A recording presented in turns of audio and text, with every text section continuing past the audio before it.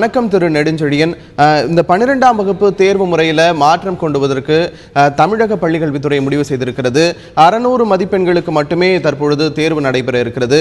இந்த மாற்றம் என்பது வரவேற்கத்தக்கதா, ஆரோக்கியமானதா? உங்களுடைய முதற்கட்ட கருத்தை பதிவு செய்யுங்க திரு நெடுஞ்செழியன்.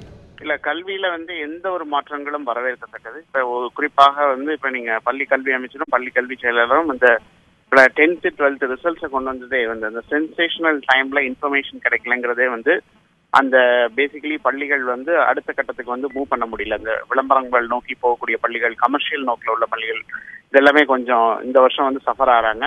அண்ட் டெஃபினட்டா எக்ஸாமினேஷன் ப்ராசஸ் ரிஃபார்ம்ஸ் இதெல்லாம் part of the education system. இதுல நம்ம இப்படியே தான் இருக்கணும், இதே மாதிரி தான் இருக்கணும் அப்படிங்கிறது என்றைக்குமே கூடாது. ஏன்னா ஐஐடி தேர்வுகள் நேற்று நடந்து முடிந்ததை எடுத்தீங்கன்னா கூட அவங்க ஒவ்வொரு ஆண்டும் கேள்வி கேட்கும் முறைகள்ல மாற்றங்கள் கொண்டு வராங்க.